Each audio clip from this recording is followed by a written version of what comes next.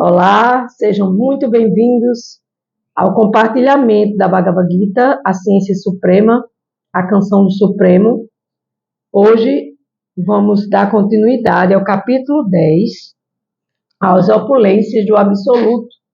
Estamos estudando conjuntamente sobre as opulências do Absoluto. A opulência do Absoluto, desculpem. Então, a opulência do Absoluto. O Absoluto, ele é opulento. Opulento. O que significa a palavra opulento? Significa eternamente rico, cheio de qualidades eternamente transcendentais, que jamais nenhuma qualidade aqui na matéria vai se igualar às qualidades do Supremo. O verso 21 traz essa designação, né? Vamos estudando verso por verso, e confesso que às vezes para nós ocidentais se torna um pouco complicado devido às palavras que são diferentes e a própria metodologia da escuta da Bhagavad Gita, porque a Bhagavad Gita ela é cantada em versos. Como existem versículos na Bíblia, existem versos na Bhagavad Gita. E a Bhagavad Gita, ela foi ditada pelo próprio Supremo. Houve essa conversa entre Krishna, a Suprema Personalidade de Deus, e Arjuna. E Arjuna, como seu discípulo, né, representa todos nós que devemos nos tornar verdadeiros e eternos discípulos de Krishna, da Suprema Personalidade de Deus. Na filosofia védica da Vedanta, filosofia Vedanta védica da Índia, Krishna é o Supremo, mas Deus ele tem vários nomes: Buda, Jeová, Alá, Oxalá.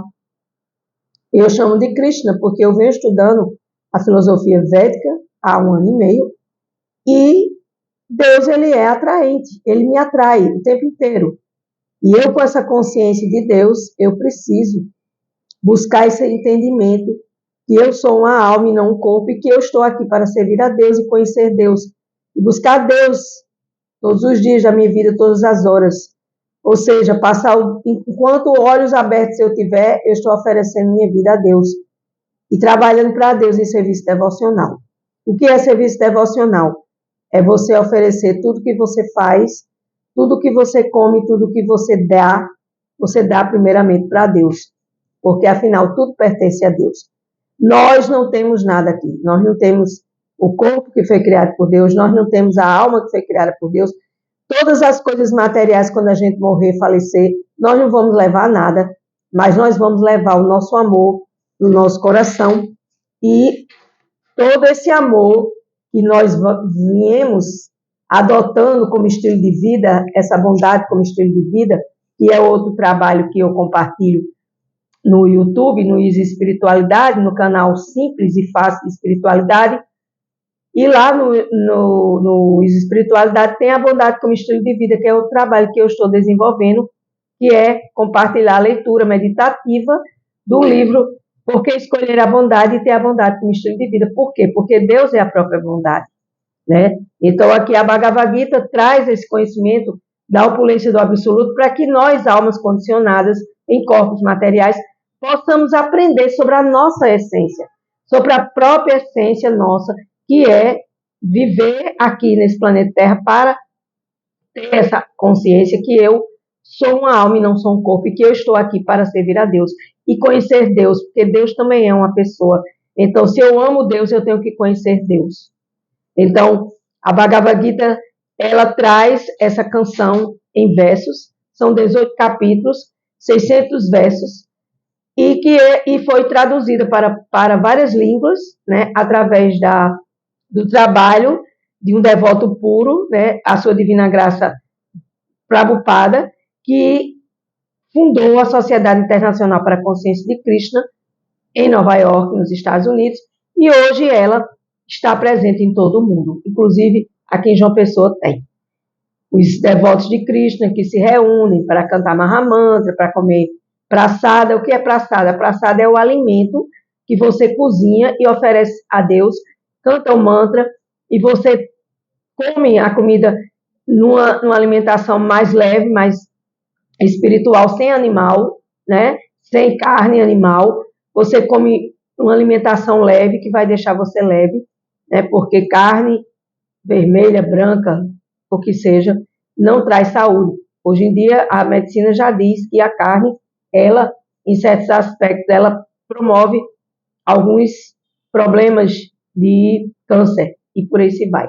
Mas o objetivo aqui não é falar de medicina da terra, é falar da medicina espiritual, a medicina da Bhagavad Gita, a medicina que traz esta oportunidade de evoluir. Para que eu preciso ouvir o Bhagavad Gita? Primeiro, você não precisa, você ouve se você acha legal. Eu estou escutando tudo isso, mas eu não estou entendendo nada. Mas um dia você vai entender. O importante é que você se lance dentro dessa compreensão e se permita se abrir para o novo, né? Para aquilo que sai da caixinha. Por quê?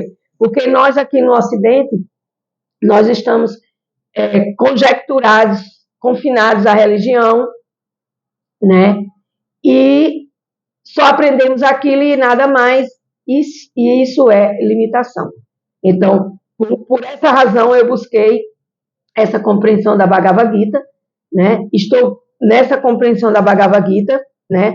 No sentido de trazer para vocês esse compartilhamento maior, que é buscar uma maior identidade da minha alma como autorrealização. Eu me realizo sabendo que eu posso saber cada vez mais e que eu posso evoluir cada vez mais e sair dessa minha ignorância, dessa minha prostração, dessa minha preguiça de pensar, de estudar, de ouvir, de só querer olhar para a matéria, ficar condicionado à matéria. Que isso não é errado, mas Jesus diz, ou você ama um Senhor e odeia o outro, ou você odeia um Senhor e ama o outro. Justamente, a espiritualidade e a materialidade são esses dois senhores. Então, a gente tem que ter esse discernimento para escolher o que é melhor para nós. Então, eu fazia assim a nossa reverência, pedir autorização a Deus para fazer a leitura da Bhagavad Gita.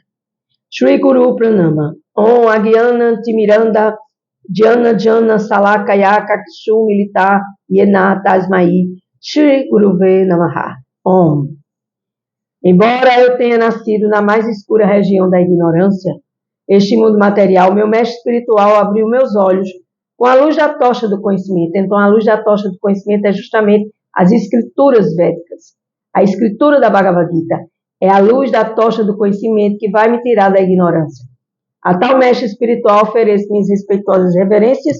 Jaya Gurudeva, Jaya Prabhupada. Gurudeva. Quem é Gurudeva? Meu Gurudeva, meu maior guru é Deus. Meu maior professor é Deus. Jaya Prabhupada, porque Prabhupada trouxe essa consciência de Deus para nós ocidentais. Então, Jaya, a palavra Jaya significa salve. Salve Deus, salve Prabhupada. Verso 21, capítulo 10, a opulência do absoluto. Entre os Adityas, sou Vishnu. Entre as luzes, sou o sol radiante. Entre os Maruts, sou Marit. Entre as estrelas, sou a lua. Aqui Krishna diz que ele é tudo isso e muito mais. Vishnu, quem é Vishnu? Vishnu é uma das expansões plenárias de Deus. O que é expansão plenária? Deus ele é onipresente, onisciente. Ele sabe de tudo, ele está presente em tudo e ele é o criador de tudo, né? Então, ele tem uma potência dele que na filosofia védica, vale salientar, que nós estamos aqui falando da filosofia védica Vedanta da Índia. Dentro da filosofia védica, Deus é Vishnu, ou seja, ele mantém a energia material de todos os mundos, todos os planetas e estrelas. O Sol, a Lua estão lá, o Sol está lá. O Sol cai, o Sol se desequilibra. Não, o Sol está mais quente, mas a culpa é da gente. É a gente que está acabando com o planeta e fazendo todas essas coisas contra a natureza. Então o Sol está lá. E quem mantém o Sol é Vishnu, que mantém a energia material. E aí ele diz, eu também sou a luz do Sol radiante, a luz, a eletricidade do mundo material. A eletricidade durante o dia. Então, quando chega 6 horas, o Sol, a Terra já deu a volta, né? De 12 horas. E aí vai escurecer e aí eu preciso ligar a luz da minha casa, porque senão eu vou ficar no escuro. E assim é a vida da gente. Se a gente não ligar a luz da nossa vida, e não ligar, e não iluminar, e não acender a tocha do conhecimento, transcendental, a gente não vai evoluir e nem vai aprender nada. Entre os Maruti, Somarit, Marit, aqui na explicação de Srila Prabhupada, ele diz o seguinte, né? Que Marit, já explicando aqui para vocês, né? Marit, ele fala, há 50 variedades de vento soprando no espaço, e a deidade controladora desses ventos é Marit, que representa Deus, que representa Krishna. Então, Krishna, Deus, é o vento que sopra e seca as nossas roupas, na varanda dos nossos apartamentos e nos quintais das nossas casas, é Deus. E entre as estrelas só a lua linda, maravilhosa, né? Lua linda, né? Que todo mundo se encanta com a lua também é Deus, né? Então, aqui Srila Prabhupada, no seu significado do Bhagavad Gita, da Bhagavad Gita, ele diz, Krishna, ele é a luz que brilha no céu, ele é o sol, ele é aceito como o olho reluzente do Senhor Supremo. Então, o sol que brilha, imagina, o olho reluzente do Senhor Supremo é o olho de Deus. Que a gente olha para o sol e a gente tapa a vista e não consegue nem enxergar, porque a gente não tem essa capacidade de enxergar essa luz. Assim é a luz de Deus na vida da gente, que a gente também não tem essa capacidade de enxergar essa luz dentro de nós, né, nesse processo de sair da escuridão e ir para a luz. Então, o sol é Deus, é o olho de Deus, né? As estrelas, entre as estrelas eu sou a lua. Eu sou a lua que se destaca de noite. Razão pela qual a lua representa Deus também. Então, tudo que existe, minha gente. Sol, luas, estrelas, galáxias, planetas, a gente, os animais, os minerais, tudo é Deus. A gente tem que ter essa consciência, de buscar essa consciência de que tudo é Deus, que tudo vem de Deus, tudo pertence a Deus. Isso é o mais importante que a gente entenda aqui nesse verso. Então ele diz, o sol é um só. Assim como a lua ilumina através do reflexo do sol, a teoria de que há muitos sóis dentro do universo não é aceita pela literatura védica, porque só existe um olho de Deus, que é o sol, e ele é único, né? O sol é um sol, e assim como a lua ilumina através do reflexo do sol, então o sol ele está lá, ilumina a lua. O mesmo fenômeno ocorre com as estrelas, então tudo é Deus, tudo é iluminado pela luz de Deus, e a gente precisa buscar essa iluminação, a gente precisa sair dessa escuridão e buscar essa iluminação de Deus para poder, né, estar correspondendo a esse desígnio de ser iluminado pela luz de Deus e buscar na natureza, em todos os lugares, essa compreensão que tudo existe porque Deus existe e porque Deus criou. E assim é, né? Então, tudo é Deus, tudo pertence a Deus. Então, esse é o ponto básico desse verso.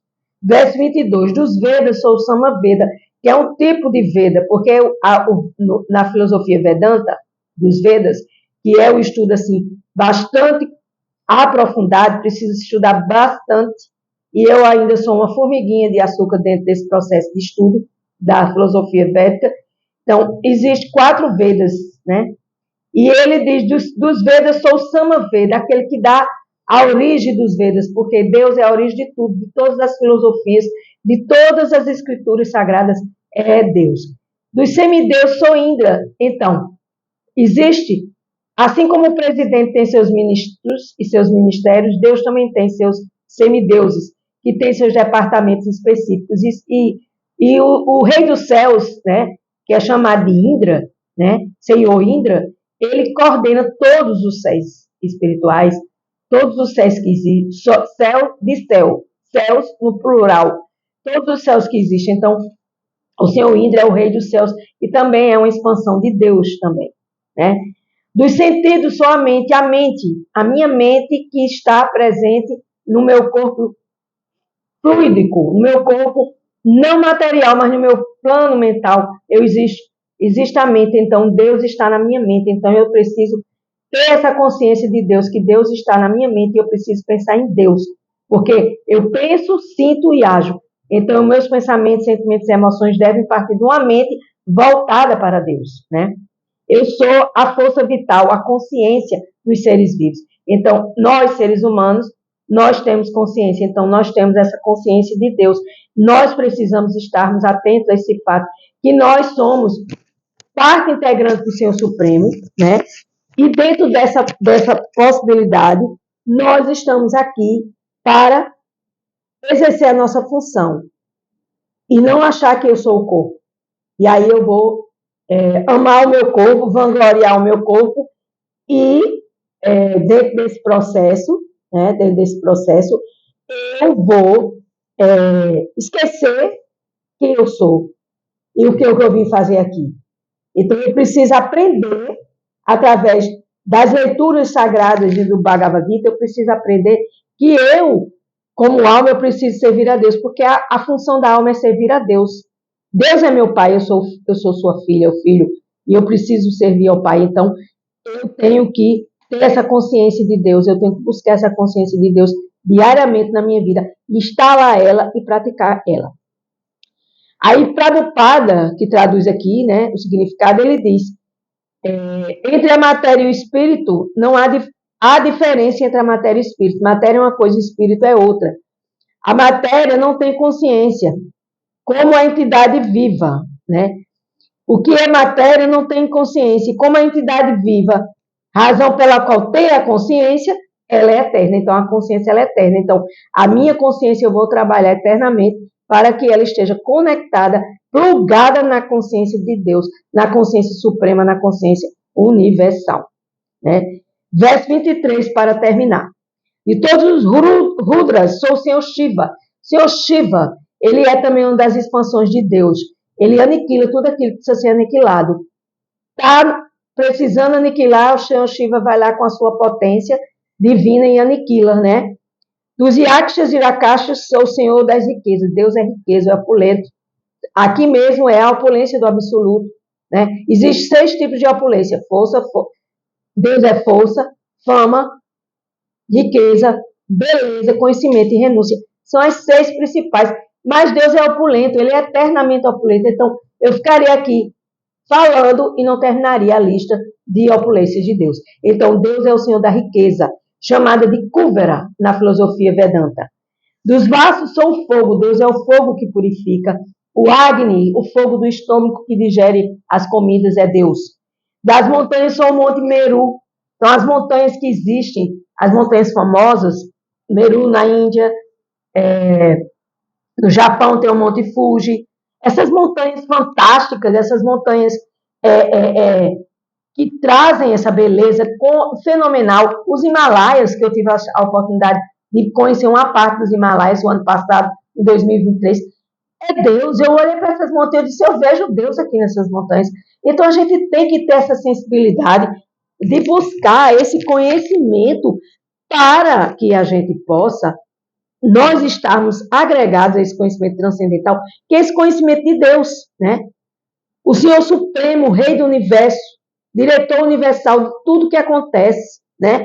E se carrega de todos os modos da natureza material, né? Que coloca sua expansão na ignorância para aniquilar aquilo que precisa ser aniquilado, né? Na paixão, para destruir a paixão, essas paixões que destroem todos os tipos de atos que não estão de acordo com a vontade de Deus. Então, é uma outra expansão. Deus, ele tem um departamento muito hiper, mega organizado. A gente é que pensa que não é. A gente não sabe sobre Deus. Infelizmente, aqui no Ocidente, a gente sabe muito pouco sobre Deus. A gente conhece Deus como luz, como natureza, como uma fruta, como uma folha. Mas Deus também é uma pessoa. Então, na filosofia védica, aqui a gente tem essa possibilidade de estudar. Eu já estudei o livro A Suprema Personalidade de Deus, Krishna, volume 1, volume 2, em 2023. Um livro, 2 volumes super grossos, para entender quem é Deus. E dentro da filosofia védica, Vedanta, é o único meio de se entender. Porque afora dela você não vai entender. O próprio budismo, ele traz uma noção de vazio, né, de meditar e do vazio. A gente não tem que meditar no vazio, a gente tem que meditar em Deus. Porque Deus é a causa de todas as causas. Se eu for meditar no vazio, nunca vou estar meditando na fórmula certa, que é a fórmula do Senhor. Então, quando a gente canta o Mahamantra Hare Krishna, Krishna Krishna, Hare Hare, Hare Rama, Rama Rama, Hare Hare, esse Maha Mantra, grande mantra, vai limpando a mente e o coração e trazendo esse autoconhecimento de que eu sou uma alma e não um corpo. E que eu vou me limpando de todos os meus karmas, que são as sujeiras do passado e do presente, adquiridas ao longo de tantas e tantas vidas, acreditando ou não, é assim que se caracteriza, através das escrituras. Então, se você não acredita, se você tem dúvida, o que resta a você? Eu lhe dizer que você estude, que é o que eu estou fazendo, para tirar minhas dúvidas e estar mais completamente direcionado através das grandes opulências do Senhor. As opulências do absoluto, né? Aqui, né? Hoje foi ditado o verso 21, 22, 23, né? E aí, nesse processo todo, nós vamos contribuindo para que as pessoas obtenham essa espiritualidade, obtenham esse caminho. Mas a maioria das pessoas não quer. A maioria das pessoas quer o quê? Sofrer, adoecer, ficar condicionado na matéria, se preocupando com mil coisas, e esquecem de Deus e não ligam, se ligam a Deus e não procuram saber quem é Deus e se contentam com um pouco que escutam de padres, pastores e de outras pessoas que precisam estudar mais para falar de Deus. Por quê? Porque a verdadeira filosofia que explica Deus não está no Ocidente, está no Oriente. Então é de lá que a gente tem que buscar, é de lá que a gente tem que ir atrás, para que a gente, junto com o nosso conhecimento ocidental, através daquilo que traz para nós, da religião que a gente nasceu, que a gente foi criado e tal, da Bíblia que a gente lê, porque a Bíblia foi ditada por Jesus, foi falada por Jesus e escrita pelos apóstolos, mas o Bhagavad Gita, ele é a Bíblia de Deus, ele é o livro sagrado, ele é a canção do Supremo. E assim, pouco a pouco você vai compreendendo. Você não vai compreender tudo de uma só vez. Você vai passo a passo. Para mim, o pouco que eu estou fazendo aqui, contribuindo com essa contribuição, trazendo essa contribuição de contribuir com o compartilhamento do Bhagavad Gita, da canção do Supremo, para que eu possa me elevar e poder contribuir também com o mundo, com o planeta, com as pessoas e buscar e trazer elas também para esse nível de evolução. Caso a gente decida que a gente quer, porque tudo é feito através do livre-arbítrio. Porque Deus nos dá livre-arbítrio e nós temos que dar livre-arbítrio para as pessoas também. Passou 2 minutos, gratidão, Namastê, Hare Krishna, gratidão por mais um dia de Bhagavad Gita, a opulência do absoluto.